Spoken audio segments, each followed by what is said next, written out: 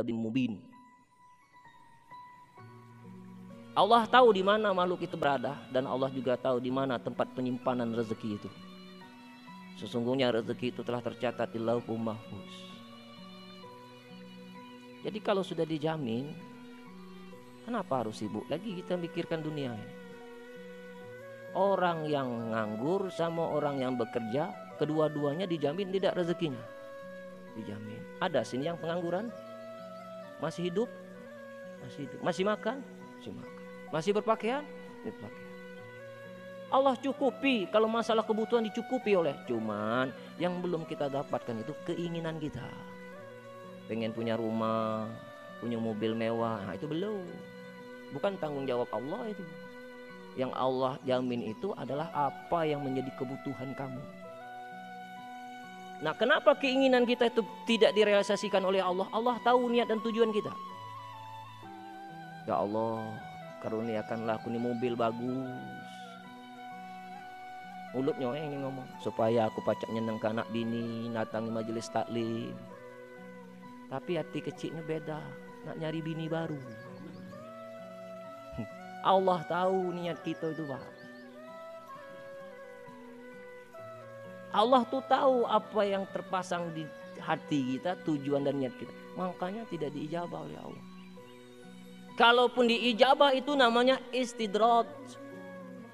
Allah biarkan mereka terperangkap dalam dosa dan akan diberikan balasan nanti di yaumil akhir dengan balasan yang sempurna. Jadi kalau sekarang keinginan kita belum dipenuhi oleh Allah, alhamdulillah. Banyak nih orang ini bisa selamat gara-gara buntu. Lihatlah orang yang buntu itu. Nanti lagi tempat dia bersandar, masjid itulah. Yang beriman, yang tidak beriman, tidak di masjid dia. Mana dia udah tahu. Nak ngapo lagi hidup ini. Hiduplah susah, tidak kati, bergaul sama orang tambah rusak. Dah lah ke masjid bela. Ini karena buntu Pak Haji. Nah, kenapa nih orang ini pintar agama? Kenapa orang ini banyak hafal hadis, banyak hafal Quran? Ini ditempa karena kesempitan. Ditempa karena kepedihan, kesusahan, penderitaan. Yang Allah tarik mereka itu agar jangan terlalu jauh berjalan, ditarik oleh Allah sehingga mendekat ke Allah. Belajar, berguru, akhirnya dapat ilmu. Wa asa an takrahu syai'a wa huwa khairul lakum wa asa an tuhibbu syai'a wa huwa syarrul lakum wallahu ya'lamu wa antum la ta'lamun. Al-Baqarah 216. Boleh jadi kamu tidak menyukai sesuatu tetapi baik menurut Allah. Boleh jadi kamu menyukai sesuatu tetapi itu buruk menurut Allah. Allah yang Maha tahu, kamu tak tahu apa-apa. Jadi kepahitan itu sebenarnya jamu. Makin sering minum jamu, badan sehat. Makin banyak pahit hidup ini, makin segar dan makin nyaman. Jadi tidak usah putus asa. Terus berbaik sangka kepada Allah. Nah, yang kedua, Allah menjamin asbab datangnya rezeki. Jadi kalau Allah menjamin rezeki, pasti pula Allah menjamin asbab datangnya rezeki. Di dalam surah Ankabut ayat 60. Wa ka'ayyin min dabbatin la tahmilu rizqaha Allahu yarzuquha wa iyyakum wa huwas samiul alim. Berapa banyak makhluk melata di muka bumi ini yang tidak mampu mencari rezeki. Allah lah yang menjamin rezeki mereka. Begitu juga kamu. Allah maha mendengar lagi maha mengetahui. Jadi Allah tuh mendengar rintihan hati kita.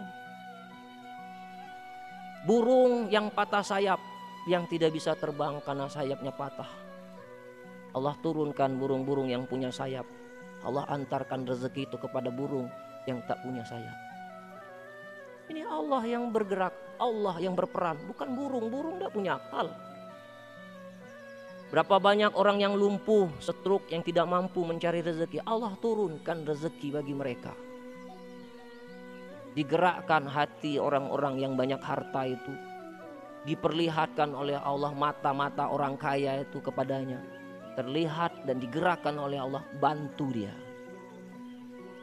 Diantarkan oleh orang kaya tadi beras, diantarkan oleh orang kaya tadi uang. Cacat badannya, siapa yang menjamin rezeki? Allah. Tidak usah kita orang yang punya, yang tidak mampu mencari rezeki sendiri.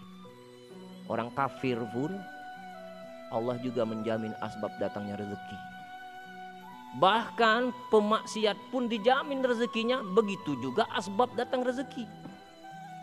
Pelacur-pelacur, ada tak rezekinya? Ada tak? Ada. Didatangkanlah laki-laki hidung belang. Betul tidak?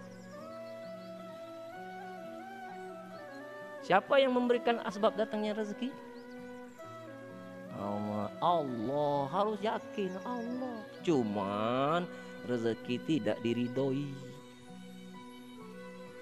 Orang jujur dijamin rezekinya, dijamin. Yang tidak jujur dijamin rezekinya, dijamin. Yang tidak jujur tuh contohnya koruptor. Koruptor, dia korupsi uang 100 juta. Katakanlah 100 juta lah, kita ambil kecil lah. Padahal di Lauhul Mahfuz itu jatah dia 100 juta tuh sampai pasti. Rezeki dia tuh sudah ada. Cuman cara dia mencari rezeki itu cara yang tidak diridhoi oleh Allah. Maka rezekinya menjadi haram. Nah, jadi koruptor itu orang bodoh sebenarnya. Dengan kamu tidak korupsi pun pasti sampai rezekimu itu senilai yang kamu korupsikan itu. Jadi alangkah bodohnya kita mencari rezeki yang tidak diridhoi oleh Allah. Fantashiru fil ard, bertebaralah kamu di muka bumi. Wa ba'tahu min fadlillah, dan carilah karunia Allah.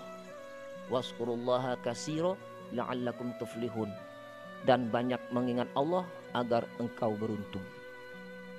Sudah jelas. Jadi kita disuruh mencari karunia, bukan mencari rezeki. Kalau rezeki itu menurut sunnah wal jamaah bisa halal, bisa haram. Tapi kalau karunia pasti halal.